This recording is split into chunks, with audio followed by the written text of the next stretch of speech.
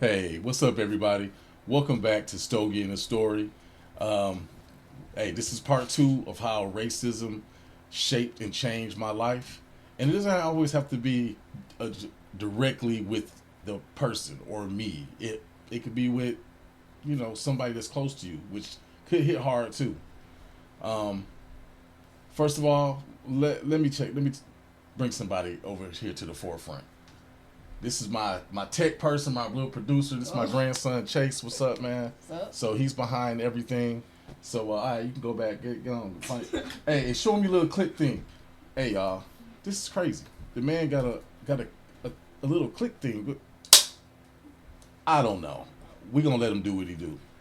But yeah. First of all, let's start off the stogie for the day. It's a Cuban round. It's a little small, everyday smoke, real creamy, real smooth. So we're gonna get this lit up, and then we're gonna get into it.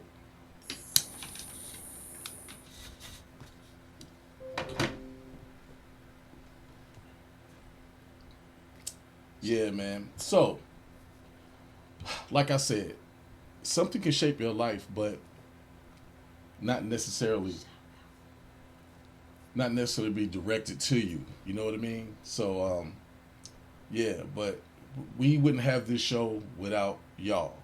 You know, and I want to give a shout out to my boy Kevin Lewis. Thank you for your comment. The Skinny Show, ATL, my boy Stein over there. Hey, appreciate y'all, man. Good looking. Um, but back to what I was saying. It doesn't have to be directly like towards you or the person or whoever. It could be something happening to someone else. And so today, I'm gonna bring y'all a couple stories of some things that happened to my mother. And it hit me pretty hard because I know I could make light of it when it was me and I was a kid, you know, because I could get it out my system. You know, hey, you say something to me, bam, knock your block off. You know, my dad comes to the school, basically tell him off. That wasn't happening when my mother was a kid. You know, they had to bite their tongue. They had to ball their fists up and put them in their pocket. You know, and that's the part that just, ooh man, it saddens me, it hurts me, and it makes me so angry, man. Um, my mother was telling me a story of when she was about maybe 6 or 7, and she got a little new red bike, and their house was behind some white people house. So it was a dirt road that ran past the white people house back to my mother's house. So my mother decided to ride her new bike up near the front to the house up front. And there was a 16-year-old boy there. His name was Larry. Larry. So, my mother rode a bike up there, and this 16-year-old kid slapped my 6-year-old mother. And, man, that's crazy. Yeah, he slapped her and told her, don't come up here no more. So she goes back and tells my grandparents, and they didn't do anything. Well, let me say this, they couldn't do anything. And that has to be the most hurt feeling when you can't protect your kid in that way or stand up for your kid in that way. You know, man, I couldn't imagine. I couldn't imagine that. And we can all sit here and say, "Oh, I went, they had to kill me that day." Ah, da, da, da, da. You say that, but you wasn't in those times, you know, because she told me about another time when they moved out of that house and moved up to the front house after those white people moved out, and my grandfather was, late a little late on the rent, and he was going back and forth with the landlord, who was a white man, of course. And my mother said she was, just looking up at him while they were arguing, and the white man hauled off and slapped my grandfather. And my grandmother got ready to slap the white man, but my grandfather grabbed her hand like, "Nah, don't do that. We may not make it through this. Basically, if you do that." And as a man, you want to protect your family. You want to you don't want to look like a a weak man in front of your family, your wife. But the more I think about it, man, he was a strong man. He was a strong man. I don't know. I really can't say what I would have done. I know with the attitude and the way I am now, I probably wouldn't have made it. You know, and he has to think about his kids, his wife, and things of that nature. So, shout out to you, Grand. Shout out to you, Granddad, for real. Um, she told me about some other little, things that happen. Uh, don't want to sit next to her on the school bus. Get away from me, stinky. All this kind of stuff. Because you're black, I guess you're stinky. Um,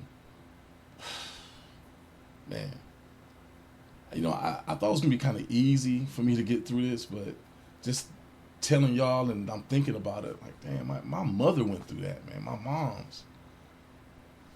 But I want to pull up a picture for y'all. Let me see if I can pull this up real quick. Do you see the little white girl in this picture? She's smiling. She's smiling like she's at the circus and then she just got a balloon and she's smiling. There's a man here, dead, deceased, gone, lynched, and she's smiling. The level of, man, if this isn't psychotic, I don't know what is. Like the mental health that these kids went through, because yeah, it's crazy. She's smiling, but she's still a kid herself. She's just a child, and she's smiling. Me as a grown 54-year-old man, I couldn't stomach it. I could, especially in person. I could barely stomach the picture. Now let's switch it. Let's say it's because it's a black person. Maybe I'm feeling some kind of way. Let's say it's a white person, a Chinese person.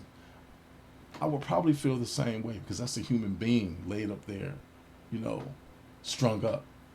And this kid is smiling like it's the best day of her life. So, I don't know. She's the Karen of today. This is what they grow up to be. All the Karens you see now, that was them as kids. And my mom said something to me. She said, I'm surprised I'm still the way that I am. Me too. I'm surprised I'm still the way that I am. My mom still had a white lady that was one of her best friends. She didn't hold it against her for something that somebody else did or whatever. Even after all of that, being slapped, my grandfather being slapped, you know what? When they got around the dinner table, they still didn't talk about let's hate them and let's do something to them and don't ever this and that. It still wasn't our thing. I don't know. I don't know. Is it they say fight fire with fire and all like that, but I don't know how far we would get with that, Now I believe that if they come to you, directly to you with something, you handle it. You handle it with brute force. I don't care. That's me. But I'm still not going to harp on it and be like, hate all of them. But that's what they were taught. And it's sad. It's really sad. And shout out to you, Mom. Shout out to you, Mom, for real. For going through that and still not instilling all of that hatred in me. Whatever hatred was instilled in me, they did it. You didn't. So I know the difference. I know how to love. I have empathy. I have sympathy. I have all of these great human traits. But if you cross me, if you do me wrong, I know how to display the other side too. Yeah, I just want to drop that little bit on y'all, man, and yeah, just something to think about. I think those kids were traumatized. Those little white kids were traumatized. Hopefully they get some help or got some help, or I don't know. But Yeah. On that note, it's a terrible thing. Like I said, we're gonna hate racism to the end. But in the meanwhile and in between time, we're gonna fight it. We're gonna combat it.